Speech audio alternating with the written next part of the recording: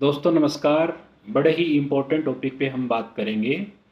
साथियों, मैं अगर एक क्वेश्चन आपसे पूछूं कि भारत में प्रति पशु एवरेज दूध का उत्पादन कितना है एक पशु का एक ब्यात में, तो वो करीब करीब 1700-1800 लीटर की एवरेज हमें देखने को मिलता है। अगर आप वर्ल्ड में देखेंगे तो वर्ल्ड की एवरेज कितनी है, करीब करीब 2700-2800 लीटर एक दुधारू गाय से दूध का उत्पादन लिया जाता है। तो भारत में प्रति पशु दूध का उत्पादन बहुत कम है। इसके क्या क्या कारण हो सकते हैं? कुछ कारण ऐसे हैं जो मेजर रीजन है और दूसरे कारण है जो माइनर रीजन है।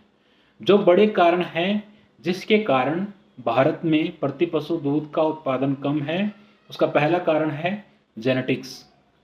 जेनेटिक्स का मतलब आनुवंशिक क्षमता कैसी है। अमेरिका के लोगों ने एचएफ जैसी नस्ल को बड़े लंबे समय में वैज्ञानिक तरीके से सिलेक्शन करके तैयार किया है। ब्राजील ने भारत की गिर गाय से एक नई गिर लैंडो नामक जो नस्ल है वो तैयार करी है और उसका दूध का उत्पादन काफ़ी अच्छा है। लेकिन भारत में गिर की एवरेज दूध का उत्पादन बहुत कम है। आप भैंसों में बात करें, भैंसों में भी दूध का उत्पादन एवरेज बहुत कम है। तो जेनेटिक्स एक पहला कारण है। उसके बाद में साथियों, अगर आपने जेनेटिक्स सुधार भी ली तो भी हम दूध का उत्पादन कम ले रहे हैं। उसका कारण है काफ रियरिंग प्रॉपर तरीके से नहीं होना। साथियों, भारत में आमतौर पे जो काफ हैं उनको उन पे इतना फोकस आम फार्मर नहीं कर पाते हैं।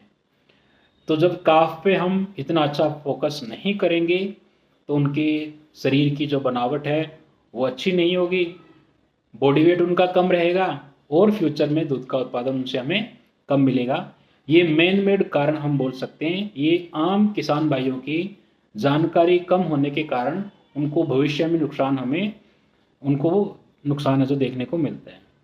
काफ रियरिंग की प्रॉपर अगर हम बात करें तो उसमें बहुत एक ये लंबा टॉपिक है, उस पर हम डिटेल में कभी दूसरे वीडियो में बात करेंगे। उसके बाद में साथियों, तीसरा इंपॉर्टेंट कारण जिसके कारण प्रति पशु दूध का उत्पादन भारत में कम है वो है मैनेजमेंट।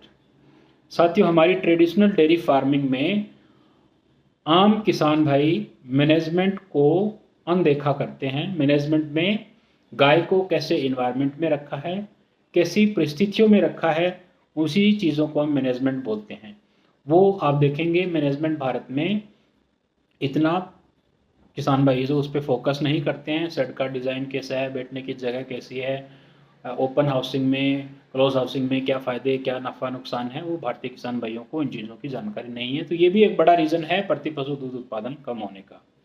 उसके बाद में साथियों, एक इम्पोर्टेंट जो ज़रूरी बात है वो है इम्बैलेंस राशन। असंतुलित खुराक पशु को दूध बनाने के लिए कच्चा माल न्यूट्रिएंट्स राशन से मिलेंगे।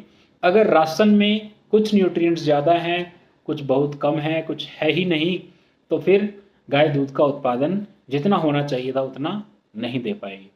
तो इम्बैलेंस राशन के कारण गाय आपके डेयरी फार्म पे जितना दूध देना चाहिए उतना नहीं दे पाती है। तो ये मेजर रीज़न है। जेनेटिक्स अच्छी नहीं होना, काफ रियरिंग का प्रॉपर तरीके से नहीं करना, मैनेजमेंट का वैज्ञानिक तरीके से नहीं करा जाना और गाय को इम्बैलेंस असंतुलित खुराक देना।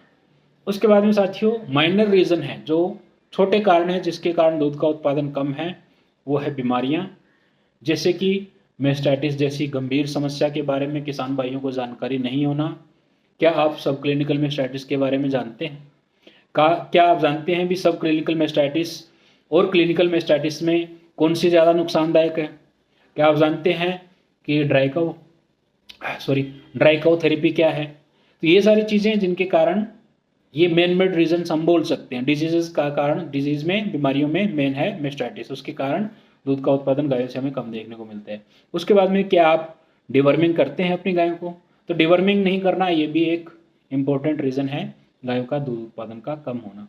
तो साथियों, मेजर और माइनर रीज़न, इन पे हम जितना फोकस करेंगे उतना ही हम डेयरी फार्मिंग से मुनाफा ले पाएंगे और डेयरी फार्मिंग को भविष्य में हम ज़्यादा प्रॉफिटेबल बना पाएंगे। भारत में डेयरी फार्मिंग का टारगेट होना चाहिए पशुओं की संख्या को कम करके दूध का उत्पादन बढ़ाना। एक पशु से जब हम ज़्यादा दूध का उत्पादन लेंगे तब हमारी कॉस्ट कम रहेगी और हमें डेयरी फार्मिंग में ज़्यादा से ज़्यादा फ़ायदा होगा। तो साथियों, प्रति पशु दूध का उत्पादन बढ़ाने के लिए आप वैज्ञानिक तरीके से जो आपके साथ में जानकारी शेयर करी जा रही है, उसको आप अपने डेयरी फार्म पे अनुपालना ज़रूर करें। Thank you.